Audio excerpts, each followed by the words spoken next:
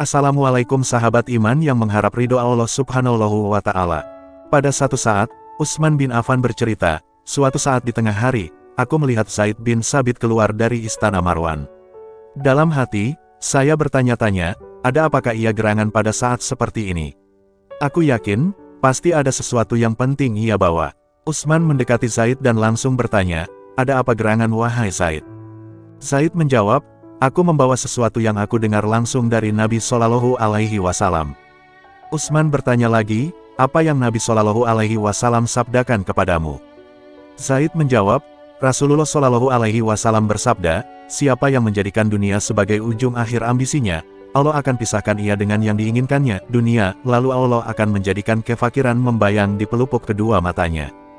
Padahal Allah sudah pasti akan memberikan dunia kepada setiap manusia sesuai dengan yang telah ia tetapkan. Tapi siapa yang menjadikan akhirat sebagai ujung akhir ambisinya, maka Allah akan mengumpulkan dan mencukupi segala kebutuhannya di dunia. Lebih dari itu, Allah akan membuat hatinya menjadi kaya. Dunia akan selalu mendatanginya, meskipun ia enggan untuk menerimanya. Hadis riwayat Ibnu Majah dari Utsman bin Affan. Oleh karena itu, marilah kita dengarkan nasihat dari guru kita, Ustadz Adi Hidayat yang dimuliakan Allah Subhanahu wa Ta'ala. Al-Quran memberikan pesan kepada kita untuk merencanakan kegiatan-kegiatan positif dengan mendasarkan evaluasi pada hari-hari yang telah berlalu. Jadi yang kemarin dievaluasi, kemudian yang akan datang disiapkan dengan bertawakal kepada Allah Subhanahu wa Ta'ala. Itu yang dimaksudkan dengan turunnya surah Al-Insyirah itu, ketika Allah menyampaikan فَإِذَا فَرَغْتَ فَانْصَبْ وَإِلَىٰ رَبِّكَ فَرْغَبْ فَإِذَا فَرَغْتَ فَانْصَبْ. Maka jika yang kemarin telah tuntas atau yang telah dikerjakan itu selesai, maka siapkan untuk merencanakan yang selanjutnya. Ya, biasanya kalau kebiasaan Rasulullah SAW, sebelum tidurnya beliau kemudian berevaluasi diri, istighfar 70 sampai dengan 100 kali, mengevaluasi kegiatan di hari itu, lalu merencanakan untuk yang besok. Apa yang mau dikerjakan? Ya, kita ikuti sebagai umatnya dengan keteladanan Rasulullah SAW, seperti disebutkan dalam Al-Quran surah ke-33 Al-Ahzab ayat 21. Laqad kana lakum fi Rasulillahi uswatun hasanah. Kata Allah, sungguh telah kami tetapkan ada pada diri Rasulullah, ya, pada diri Rasulullah. Jadi Nabi Muhammad SAW ketika terlahir lalu ditetapkan sebagai Rasul oleh Allah, bukan hanya membawa kepribadian sebagai seorang manusia. Ya, qul innama ana basyarum mithlukum, Quran surah ke-18 ayat 110. Ya, kata Allah, katakan saya manusia seperti kalian. Jadi ada fitrah kemanusiaan pada diri Nabi Muhammad SAW. Fitrah kemanusiaan ini yang menjadikan beliau punya karakter seperti kita manusia. Makan juga, minum juga, berpakaian juga. Namun demikian ada perbedaan antara beliau dengan kita. Karena ditetapkan oleh Allah beliau sebagai Rasul, kita bukan. Beliau Nabi, kita bukan. Dan sifat Nabi dan Rasul biasanya memiliki dua keistimewaan. Satu, ma'sumun min kulil ma'asi wal karahah, dijaga oleh Allah Subhanahu wa Ta'ala dari setiap perbuatan maksiat dan hal-hal yang buruk yang melekat kepada pribadi manusia. Di sifat-sifat yang kotor, sifat-sifat yang tidak terawat, yang lusuh, yang ingusan, yang macam-macam, nah, itu dijaga oleh Allah sehingga tidak sama dengan manusia biasa. Jelas ya? Nah, ini penting diketahui. Kemudian yang kedua, teman-teman sekalian, diberikan keteladanan untuk diikuti. Maka itu sifatnya muttaba'. Ya, muttaba' itu sesuatu yang diikuti. Bahkan spesial untuk Nabi Muhammad SAW, ketika umatnya mengikuti Rasulnya, maka dia otomatis akan langsung mendapatkan cinta Allah Subhanahu wa Ta'ala. Ini yang tidak didapatkan pada nabi-nabi dan umat sebelumnya. Jadi nabi-nabi dulu, dari sejak Nabi Adam, lalu muncul Rasul pertama Nabi Nuh alaihissalam, sampai dengan seterusnya, ketika umatnya mengikuti nabinya atau rasulnya, belum tentu datang langsung cinta Allah kepada umatnya. Nabi Muhammad berbeda, punya tingkat ketinggian yang luar biasa, sehingga saking tinggi dan istimewanya banyak pujian disematkan kepada beliau. Wa innaka la'ala khuluqin azim, demikian di surah Al-Qalam itu. Ketika diikuti akhlaknya, perbuatannya, kebiasaannya, cinta Allah diturunkan kepada pengikutnya. Jika ia beriman, maka turun Quran surah ketiga Ali Imran ayat 31. Qul in kuntum tuhibbunallaha fattabi'uni yuhibbukumullah wa yaghfir lakum dzunubakum. Kata Allah, katakan Muhammad sallallahu alaihi wasallam pada seluruh umatmu, pengikutmu, ya, jika kalian serius mencintai Allah, maka ikuti semua tuntunan yang dibawa oleh Muhammad sallallahu alaihi wasallam. Yuhibbukumullah, ketika itu diikuti, maka cinta Allah akan diturunkan pada orang itu. Ketika cinta diberikan, maka yang pertama Allah anugerahkan bukan dunia dan seisinya, bukan pangkat, kedudukan, bukan harta yang melimpah, tapi ampunan dari Allah Subhanahu wa ta'ala, yang dengan ampunan itu akan terjaga pribadi orang ini selalu dalam ketaatan dan kebaikan. Jadi kalau seorang sudah diampuni oleh Allah, cirinya maka tubuhnya dari ujung kepala sampai ujung kaki akan terjaga dari perbuatan maksiat, diberikan bimbingan dalam jiwanya, disebut burhan namanya, ya, laula ar-ra'a burhana rabbih, demikian di surat Yusuf. Jadi di hati kita itu ada petunjuk disebut dengan burhan. Kalau seseorang tergerak berbuat maksiat, maka hatinya akan berkata, jangan kerjakan, jangan lakukan. Nah, orang yang semakin dekat dengan Allah, dicintai oleh Allah, nah itu kuat sinar dalam jiwanya, cahayanya kuat. Jangankan mengerjakan sesuatu, terfikir pun itu akan dijauhkan oleh Allah Subhanahu wa ta'ala. Nah, jadi apa yang Nabi tunjukkan kita coba ikuti. Nabi malam-malam mengevaluasi diri, menyiapkan kegiatan untuk besok. Kita sebagai umatnya mengikuti itu semua. Saya kemarin baca Quran sekian ayat, maka besok saya akan baca sekian surah. Kemarin saya belum berinfak, hari ini saya akan infak. Kemarin saya dari 5 sholat waktu itu hanya berjamaah 2-3 kali, selebihnya munfarid. Maka hari ini saya siapkan 5 waktu berjamaah. Kemarin saya nggak tahajud, malam ini saya rencanakan bangun jam sekian, sholatnya sekian rakaat, habis sholat mau ngapain, dan seterusnya. Nah, ini yang kita persiapkan. Kalau semua seperti itu disiapkan, maka demi Allah saya katakan tidak ada waktu kita yang sia-sia. Semua teratur dan hidupnya enak. Jadi kalau sudah semua teratur dan automatically kita kerjakan dalam keseharian, itu nggak perlu dituliskan lagi menjadi agenda. Biasanya kalau latihan tuh perlu dituliskan. Besok ini. Ya, TK kan begitu Bu ya. SD begitu Bu ya. Waktu TK, waktu SD kan begitu, tuliskan. Tapi setelah menjalani itu dalam keseharian, kan otomatis kita kerjakan. Nah, saya berikan rahasia besar. Orang beriman itu disebutkan oleh Al-Quran, dia punya daya fikir yang panjang. Ini rahasia. Itu ada di Quran. Kedengaran keluar. Quran surah ke-59 ayat 18. Al-Hasyr ayat ke-18. Jadi orang beriman itu dia punya daya fikir yang panjang, visinya panjang. Ya, bukan cuma dunia. Yang kita alami itu kan insya Allah 3 alam ya. 3 alam. Ya, kita simpan yang alam kandungan, kita sebutkan yang kita alami secara sadar dan nyata, yaitu alam dunia, kemudian alam kubur, ya, afala ya'lamu idza bu'athira ma fil kubur. Jadi alam dunia, alam kubur, kemudian ketiganya akhirat. Yang terakhir, ya, dengan segala sifat-sifatnya. Kita berharap insya Allah semoga Allah berikan pada kita surga dengan rahmatnya. Baik, jadi ada dunia, ada alam kubur, ada apa terakhir? Akhirat, puncaknya surga. Nah, jadi kalau ahli iman dan ahli takwa, dia akan mengukur visi hidupnya bukan cuma di satu alam dunia, tapi sampai ke yang paling jauh, akhirat.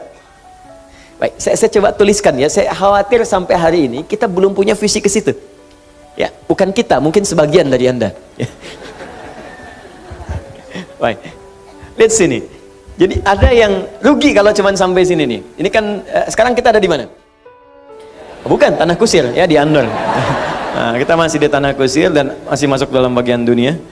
Nah, ini kita ada di sini, dunia.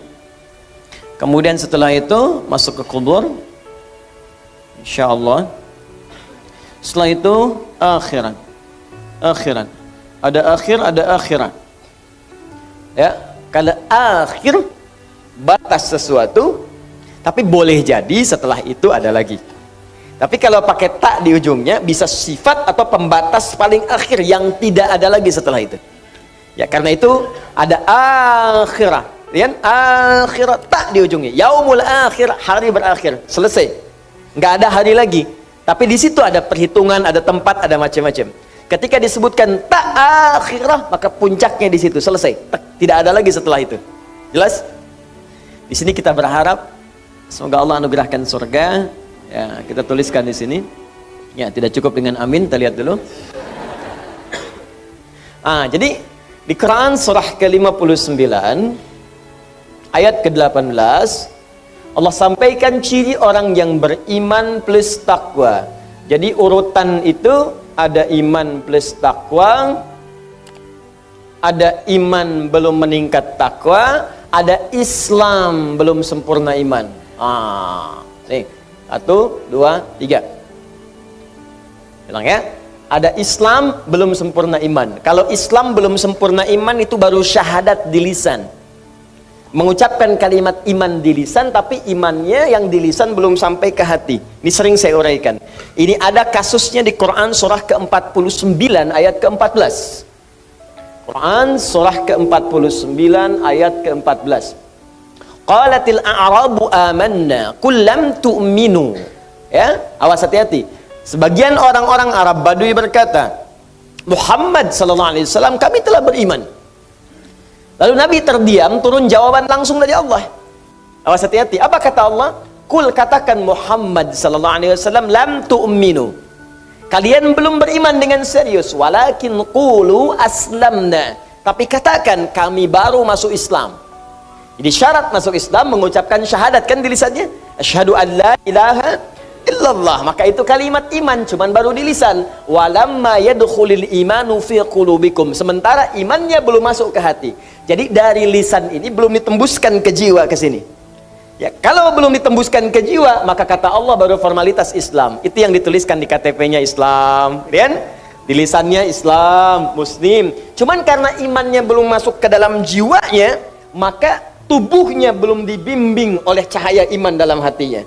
Beda. Cahaya iman kalau sudah masuk ke hati, maka akan membimbing seluruh bagian tubuh kita. Ketika akan menatap, imannya akan membimbing mata kita. Ini yang harus ditatap, ini palingkan. Ketika akan bicara, imannya membimbing lisannya. Ini yang harus dikatakan, ini yang tidak boleh disampaikan. Ketika ke tangan sampai ke ujung kaki, maka dibimbing seluruh anggota tubuh kita. Karena itulah pernah saya sampaikan di banyak kesempatan, ketika Allah menyebutkan fungsi tubuh kita, maka kalimat iman dulu yang disampaikan di awalnya. Mata, qul lil mu'minina yaghuddu min absarihim. Katakan pada pria-pria yang punya iman, matanya lihat yang baik. Tak mampu melihat yang baik, palingkan, ghaddul basar. Demikian untuk perempuan, wa qul lil mu'minati yaghuddna min absarihinna. Baik lisan, ya ayyuhalladzina amanu, iman dulu, la yasraq qaumin qaum. La ya ayyuhalladzina amanu la yaghtab ba'dukum ba'dha. Hai orang-orang beriman, jangan saling mencela. Hai orang-orang beriman, jangan gosip. Imannya dulu. Begitu iman disebutkan, baru kemudian ke fungsi tubuhnya. Ya ayyuhalladzina amanu kulu mimma razaqnakum. Ya kullu min thayyibati ma razaqnakum. Hai orang-orang beriman, silahkan bekerja cari nafkah. Imannya dulu, baru pekerjaannya. Iman. Bagaimana cara meningkatkan iman? Berlatih lewat takwa. Karena itu setiap ada kalimat iman seringkali disebutkan dengan takwanya. Bisa takwa sebelumnya, bisa takwa di akhirnya. Dalikal kitabula hudalil, setelah itu alladzina yu'minun. Baik, ya ayyuhalladzina amanu kutiba alaikumus kama kutiba alal ladzina min la'allakum tattaqun. Setiap ada iman, takwa. Setiap ada takwa, iman. Jelas sampai sini? Baik, ketika kemudian iman bersanding dengan takwa, maka orang ini kata Allah akan punya visi yang sangat panjang. Apa visinya? Dia akan turunkan pola hidupnya, memulai dari puncak yang paling tinggi, dari 3 dimensi yang dilalui dalam hidupnya. Dimensi pertama dunia, dimensi kedua alam kubur, dimensi ketiganya alam akhirat. Maka orang beriman, orang muslim yang beriman dan bertakwa, dia akan memulai visi kegiatannya dari sini, diturunkan. Jadi bukan dari sini. Jadi kalau ada orang belum beriman, apalagi belum berislam, wajar kalau cuma cara berpikirnya sampai sini. Nanti anak saya TK, SD, kemudian SMP, kuliah, jadi dokter. Sampai sini aja, dokter. Dokter dunia, alam kubur diobatin. Anak saya jadi arsitek. Arsitek dunia, membangun gedung cakrawala. Di alam kubur gelap, tak mampu membangun apapun. Mau kaya, kumpulkan harta. Tapi ketika wafat kan selesai, telah meninggal dunia. Artinya semua yang dihasilkan di dunia ditinggalkan. tinggalkan. Jadi gak ada yang di bawah. Makanya ada orang-orang yang cara berpikirnya sampai di sini saja. Awas, hati-hati, hati-hati. Tadi di awal saya katakan jangan-jangan ada sementara kita mengaku beriman tapi visi kita belum masuk dalam kategori yang disebutkan oleh Al-Quran. Karena ada yang sampai sini saja. Quran surah kedua, Al-Baqarah ayat ke-200, paling kanan agak ke bawah sedikit. Perhatikan kalimatnya. Wa minan nasi may yaqulu rabbana atina fid dunya. Bukan. Jangan ngarang Joni. Wa ma lahum fil akhirati min khalaq. Aja.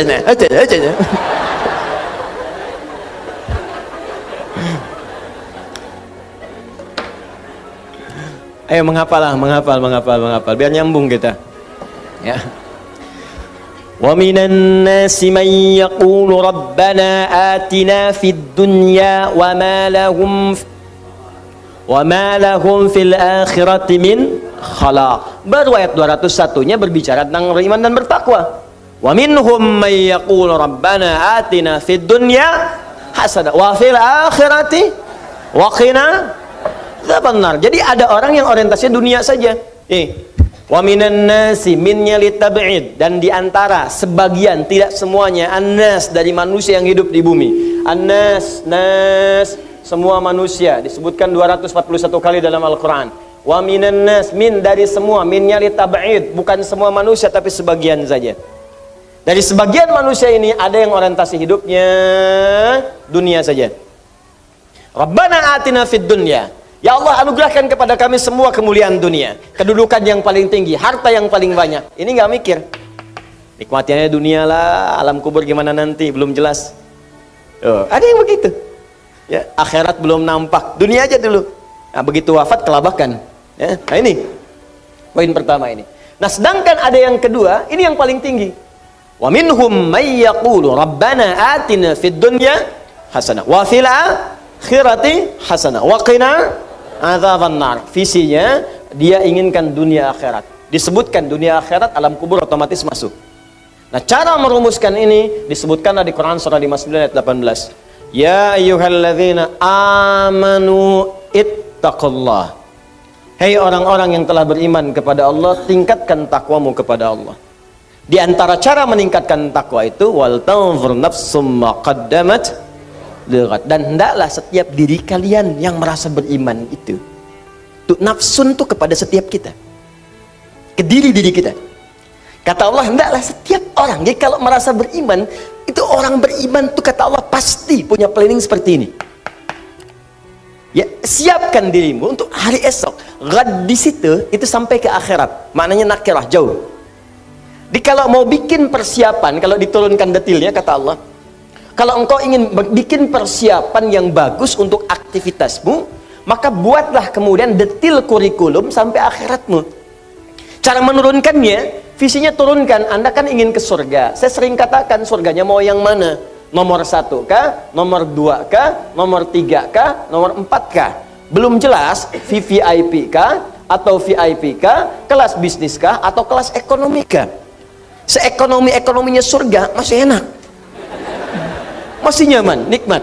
Ya, ini mana yang mau didapatkan? Yang ini bersama semua nabi. Quran surah keempat ayat 69. Yang ini di taman surga. Quran surah 51 ayat 15 sampai dengan 23. Yang ini seluas langit dan bumi. Quran surah ketiga ayat 133 sampai 134. Yang ini nggak disebutkan langsung, tapi keindahannya nyata. Paling minimal, pengen apapun terfikir langsung ada. Ini yang kelas ekonomi loh, Bu.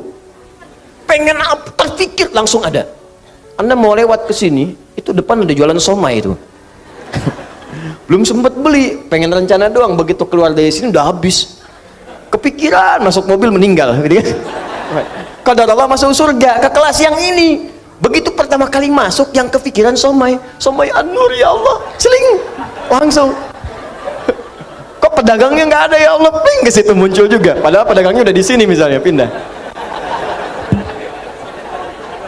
Contoh, jelas ya? Nah, turunkan dari sini. Ini amalannya apa? Amalannya apa? Amalannya apa? Amalannya apa? Ada semua, ya, ada semua. Di ketika Anda temukan semua amalannya ini, turunkanlah menjadi kurikulum kegiatan di bumi. Ini maksudnya.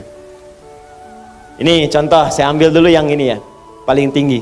وَمَنْ يُطِعِ اللَّهَ وَالرَّسُولَ فَأُولَٰئِكَ مَعَ الَّذِينَ أَنْعَمَ اللَّهُ عَلَيْهِمْ مِنَ النَّبِيِّينَ وَالصِّدِّيقِينَ وَالشُّهَدَاءِ وَالصَّالِحِينَ وَحَسُنَ أُولَٰئِكَ رَفِيقًا. Siapa yang mau taat kepada Allah dan Rasulnya, kami akan satukan mereka di surga nanti dengan 4 golongan yang paling mulia.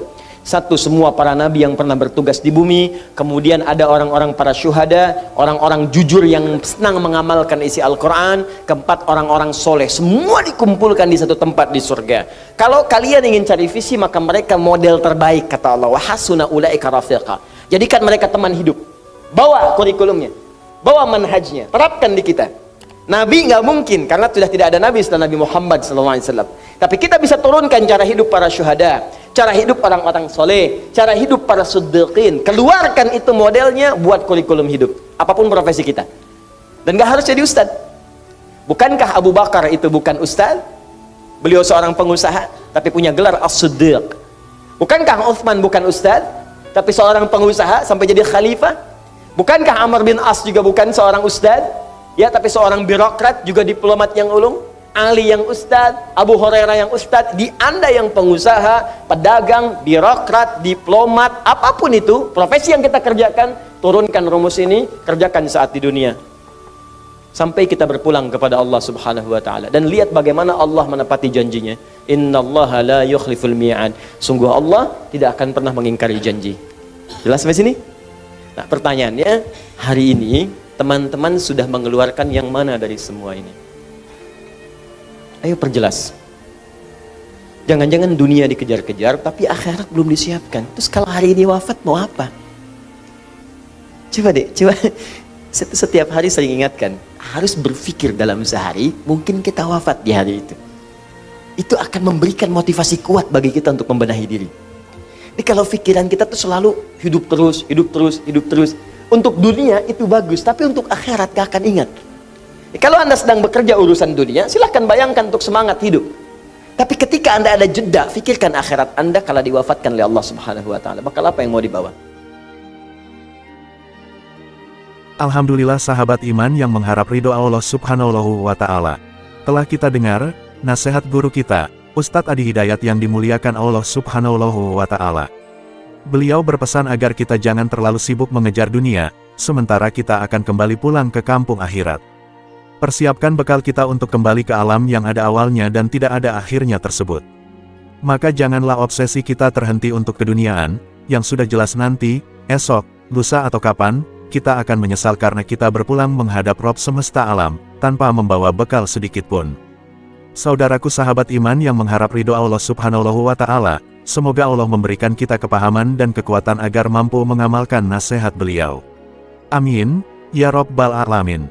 Subhanallahi wa bihamdihi, subhanakallahumma wa bihamdika, asyhadu alla ilaha illa anta, wa astaghfiruka wa atubu ilaik. Wassalamualaikum.